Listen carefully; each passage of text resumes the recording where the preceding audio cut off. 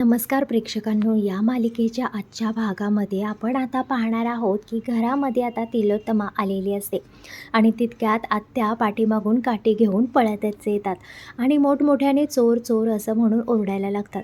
त्यांना आधी तर असंच वाटतं की जणू तिलोत्तमा चोरच आहे म्हणून, आणि त्यामुळे त्या तिला काठीने जोरजोरात मारायला लागतात. आणि हे पाहून तिलोत्तमा मात्र खूप घाबरते आणि मोठमोठ्याने ओरडायला लागते. आत्यांना थांबवते, "आत्या थांबा, थांबा, मी तिलोत्तमा आहे" म्हणून. आणि तिचा आवाज ऐकून घरातले सगळे सुद्धा बाहेर पळत पळत येतात आणि हॉलमध्ये आलेले असतात. तर बघतात, आश्चर्यचकित होतात, कारण तिलोत्तमाला आत्याने डायरेक्ट मारलेलं असतं म्हणून. आणि त्यानंतर तिलोत्तमाला विचारत असते की "अगं बाई, तू कुठे होतीस आणि आता घरी आली आहेस का?" आणि तिलोत्तमा त्यावेळी घाबरूनच म्हणते की "हो आत्या, मी एका कामासाठी बाहेर गेले होते आणि आत्ताच घरी आले" म्हणून. आणि ते ऐकून तिलोत्तमावरती ती खूपच चिडते आणि म्हणते, "अशी दबक्या पावलाने चोरासारखी आत काय शिरत आहेस म्हणून, आणि तू गेली होतीस कुठे म्हणून, तुला तुझं ना अजिबात घराकडे लक्ष नाही आहे म्हणून, घराची कशी अवस्था झाली आहे, तुझ्या सुनांनासुद्धा संस्कार नाही आहेत म्हणून. बघ ही तुझी सून कशी पांढरी, तिला नुसतं मेकअपशिवाय काहीच जमत नाही. घराकडे तर बिलकुल कोणाला काय हवं आहे, काय नको आहे, काहीच बघत नाही. किचनमध्ये अगदी तिला पाऊलसुद्धा ठेवायला जमत नाही. काय सुनांना तू संस्कार दिलेस, तू नुसती बाहेर फिरत असतेस." आणि तिलोत्तमा आत्याला समजवण्याचा प्रयत्न करू लागते, मात्र आत्या तिचं काहीही ऐकायच्या मनस्थितीमध्ये नसते. ती रागातूनच तिलोत्तमाला म्हणत असते की "मी ते राहायला आले, ही गोष्ट जर तुम्हाला आवडली नसेल तर तसं मला खरं खरं सांगा, मी आपली घर सोडून निघून जाते." आणि ते ऐकून तिलोत्तमा पटकन आत्याला थांबवते आणि म्हणते की "आत्या, असं खरंच काही नाही आहे." आत्या म्हणते की "अगं, मला इथे काहीतरी गडबड वाटते. सतत असं वाटतं की तुम्ही सगळेजण मला इथून घालवण्याचा प्रयत्न करताय की काय?" आणि ते ऐकून तिलोत्तमालाही खूप वाईट वाटतं आणि ती म्हणते की "आत्या, असं खरंच काही नाही आहे. तुम्हाला माहीत आहे ना तुमचं आमच्यावरती किती उपकार आहेत. हे सगळं जे काही आज उभं आहे ते सगळं तुमच्यामुळेच. आणि माझा घर, संसार, माझी मुलं एवढी लहानाची मोठी झाली, एवढी शिकवली, याचं सगळं श्रेय आत्या तुम्हालाच जातं म्हणून. आणि ते आमच्यासोबत तुम्ही राहावं असं आम्हाला खूप मनापासून वाटतं. आणि हे देखील अगदी मी मनापासून तुम्हाला सगळं सांगत आहे."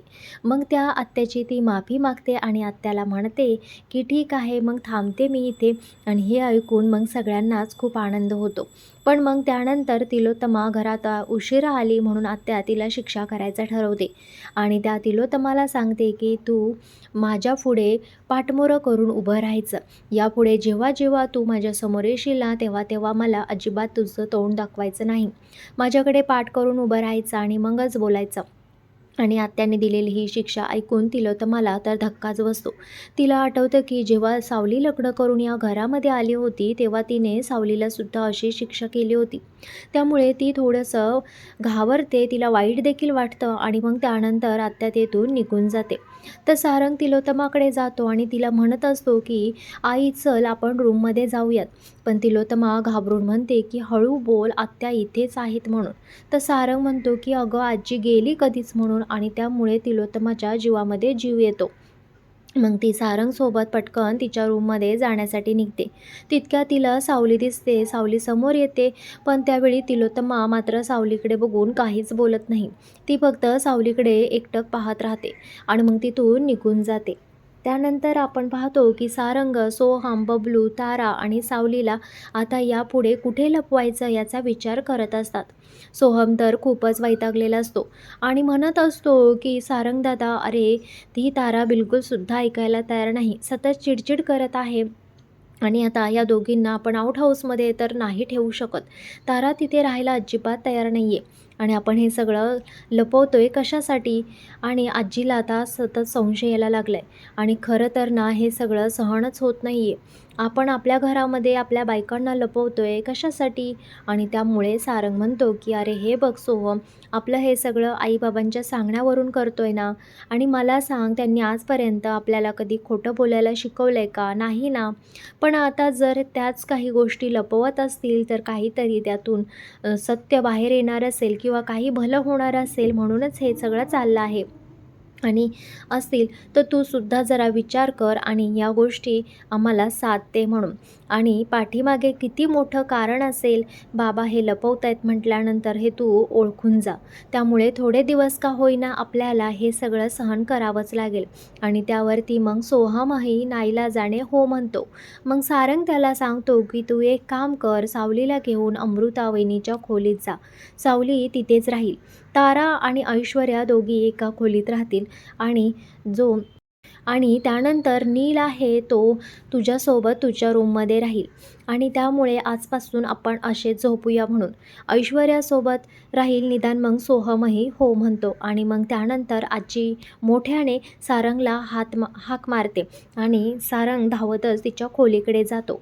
मग त्यानंतर तारा आणि सावली त्या ठिकाणी येतात. मात्र सावली घाबरून सोहम आणि बबलूला सांगत असते की माझे सगळे कपडे आणि दागिने रूममध्येच आहेत. जर आजीने ते सगळं पाहिलं तर आपलं काही खरं नाही. आणि ते ऐकून मग सगळेजण पुन्हा काळजीत पडतात. दुसरीकडे आता आजी सारंगच्या रूममध्ये बसलेली असतात आणि तितक्यात त्यांना टेबलवरती सावलीचं पैंजण सापडलेलं असतं आणि ते पाहून ती रंग्या रंग्या म्हणून जोरात हाका मारायला चालू करते. खोलीत मुलीचं पैंजण कसं असं सारंगला ती विचारत असते. तर धावत पळत आलेला सारंग त्या बघून कानालाच हात लावून घेतो. आजीच्या हातातील पैंजण बघून तो आता म्हणत असतो की काय उत्तर द्यायचं आता आजीला. आणि तितक्या सावली आणि बबलू हे देखील वाकून रूममध्ये ऐकत असतात, बघत असतात. दोघेजण बाहेर उभे राहून बघत असतात. तर आजी सारंगला हे सगळं विचारत असते की हे सगळं पैंजण कोणाचं आहे म्हणून. तर रंग्या कोणाचं पैंजण आहे असं सांग म्हटल्यानंतर रंग्या पटकन म्हणतो की आजी हे माझंच पैंजण आहे. आणि ते ऐकून आजी आश्चर्याने विचारते की तुझं पैंजण, तू कधीपासून पैंजण घालायला सुरुवात केलीस. तर सारंग म्हणतो की आधी मी लग्नाच्या आधी. आजी म्हणते काय लग्नाच्या आधी? अगं नाही, कॉलेजमध्ये होतो तेव्हा मी हे पैंजण घालत होतो आणि मला एक कॉलेजमध्ये नाटक करत होतो. त्या नाटकामध्ये हे पैंजण मी घालायचो आणि त्याचीच आठवण म्हणून हे पैंजण मी ठेवलेलं आहे. आणि ते ऐकून बबलू आणि सावली मात्र खूप बाहेर पोट धरून हसत असतात. आणि त्यानंतर आजी म्हणते काही तुमच्या नाटकामध्ये तुम्हाला मुलगी भेटली नाही का? तेव्हा सारंग म्हणतो नाही ना गं आजी, आमच्या इथे एकही मुलगी या नाटक करण्यासाठी तयार झाली नव्हती आणि कॉलेजमध्ये असताना अशी नाटकं करायला मला खूप आवडत होतं आणि तेव्हाच मी हे पैंजण घालत होतो. मग ती आजी म्हणते की मग त्या नाटकाचं नाव काय आहे सांग बरं. तेव्हा सारंग सांगतो की त्या नाटकाचं नाव होतं घुंगरू म्हणून आणि असं नाटक आपण कॉलेजमध्ये असताना केलं आहे असं सारंग आजीला सांगत असतो. आणि सारंग म्हणत असतो की आता माझ्या जीवात जीव आला आहे. आजीला कसं बसं ते पटलेलं आहे. तोपर्यंतच आजीला तिथे दिसतं ते म्हणजे सावलीचं मंगळसूत्र आणि आश्चर्याने विचारते की काय रे रंग्या, हे मंगळसूत्र कोणाचं आहे? तर रंग्या त्यावरती म्हणतो की अगं हे आईचं असेल म्हणून. आणि ते आजी म्हणते तिला काही विश्वास बसत नाही. ती म्हणते तुझी आई तर मंगळसूत्र घालतच नाही. तेव्हा सारंग म्हणतो की अगं मग हे सुद्धा माझंच असेल म्हणून. आणि ते ऐकून इकडे सावली आणि बबलू तर डोक्याला हातच लावून घेतात. तर आजी विचारत असते की अरे रंग्या, काय बोलतोयस तू? तुझ्या जिभेला हाडबीड आहे की नाही? आणि अगं हो आजी, हे सुद्धा माझ्या नाटकातीलच मंगळसूत्र आहे. मी एका दुसऱ्या नाटकामध्ये स्त्री पात्र केलं होतं ना, त्यावेळी हे घातलं होतं. आणि त्यावेळी आजी विचारते की मग काय नाव होतं त्या नाटकाचं? तर सारंग म्हणतो की अगं आजी, त्या नाटकाचं नाव होतं मंगळसूत्राचा बदला. आणि हे ऐकून इकडे सावली आणि बबलू आता पोट धरून हसायला लागतात. मग त्यानंतर आजी सारंगला विचारते की काय रे रंग्या, तू प्रत्येक नाटकामध्ये स्त्रीपात्रच करतोस का? तर सारंग म्हणतो हो गा आजी, आणि मी शेवटी कलाकार आहे ना, स्त्री काय पुरुष काय भूमिका महत्त्वाची. त्यावरती आजी देखील त्याचं खूप कौतुक करते. ती म्हणते मग मला सांग, तू नेमकी कोणाची भूमिका केली होतीस? तर सारंग म्हणतो की नर्तकीची. आणि हे ऐकून आजी तर खूपच खुश होते आणि म्हणते की चल बरं मग मला नर्तकीची एक भूमिका करून दाखव आणि मला नाचगाणं करून दाखव म्हणून. आणि हे ऐकून आता सारंगची बोलतीच बंद होते. तो म्हणतो अगं तेव्हा केलेलं नाटक आता कसं मला तो डान्स आठवेल म्हणून. पण आजी काही ऐकायला तयार नसते. मग बबलू आणि सावली हसतच असतात. त्यांच्याकडे पाहत सारंग कसा बसा डान्स करायला चालू करतो आणि त्यामुळे आजी तर एकदम खूप खुश होते. सावली हसत सारंगची दृष्ट काढते आणि मग त्यानंतर ती बबलू आणि सावली तिथून निघून जातात. त्यानंतर मग आपण सारंग आजीला म्हणत असतो, आजी तू बेडवरती झोप, मी खाली झोपतो. पण आजी म्हणत असते की नाही रे रंग्या, मी तुला खाली कसं झोपू देईन, मला खाली झोपायची सवय आहे. मी गावाकडे पण खाली झोपते म्हणून. त्यापेक्षा मी खाली झोपते, तू आरामात बेडवरती झोप. आणि मग त्यानंतर सारंग आजीला खाली अंथरूण टाकून देतो आणि मग तो स्वतः बेडवरती जाऊन झोपतो. दुसऱ्या दिवशी सकाळी जेव्हा आजींना जाग येते तेव्हा सारंग एकदम गाढ झोपेत झोपलेला असतो. त्याला पाहून आजीला तर खूपच आनंद होतो. त्याला प्रेमाने तिच्या अंगावरून ती हात फिरवत असते आणि त्यानंतर ती अंगणात छान फिरण्यासाठी जात असते. पण इकडे सावली मात्र आता तुळशीला पाणी घालत असते आणि तुळशीची पूजा करत असते आणि तिथे आजी येताना तिला दिसतात. मग ती पटकन जाऊन एका ठिकाणी लपते आणि मग आजी आपल्या आपल्या नातवाची तर आजी तिथे अंगणामध्ये फिरत असताना त्यांना सगळे झाडे झुडपे दिसत असतात. त्यांचं मन अगदी प्रसन्न होतं आणि म्हणत असतात की खरंच खूप छान वाटत आहे, खूप छान फुलं आलेली आहेत. त्या पुढे गेल्यानंतर त्यांना एके ठिकाणी तुळस दिसते. तुळशीला पाहून आजी नमस्कार करतात आणि म्हणतात हे सगळं त्या अमरीनंच केलं असेल म्हणून. तीच खूप संस्कारी मुलगी आहे आणि तुळशीला पाणी करून पूजासुद्धा तिनेच केली आहे म्हणून चांगले संस्कार केले आहे तिच्यावरती. आणि त्यानंतर आपण पाहतो की ऐश्वर्या घर झाडत असते आणि ते पाहून तिलोत्तमाला तर धक्काच बसतो. ती ऐश्वर्याला विचारते की आजीकडे इशारा करते आणि तिलोत्तमा गप्प बसते. त्यानंतर तिलोत्तमाला म्हणत असते की अगं तू तर कधी काम देखील केलं नाहीस आणि आता तुझ्या सुनेला काही करू देत नाही, अगदी डोक्यावर बसवून ठेवल्यात. तिला मग सांग, आपल्या घरात कामं केलं तर बारीक सारीक गोष्टी आपल्या लक्षात येतील ना की कुठं काय आहे आणि कुठं नाही ते. आणि हे ऐकून तिलोत्तमा गप्पच बसते. तर आजी त्या दोघींना चांगली सुनावते. तिलोत्तमा असंही म्हणतात की सतत त्या पांढऱ्या पालीच्या पाठीमागे पुढे तू करत असतेस आणि ते करण्यापेक्षा तिला चांगली सवय लाव. कधीतरी माझ्या अमिरीवर सुद्धा माया कर. बघ पोरीनं घर कसं सांभाळून ठेवले. अमरीनं म्हणजे अमृतानं. आणि त्यावरती तिलोत्तमाही हो म्हणत असते. त्यानंतर आजी तिलोत्तमाला सांगतात की इकडे ये माझ्याजवळ, मी तुझी शिक्षा आता रद्द केली आहे. आणि त्यामुळे ते ऐकून तिलोत्तमाला खूप आनंद होतो आणि मग ती आजीजवळ जाऊन घाबरत घाबरत बसते.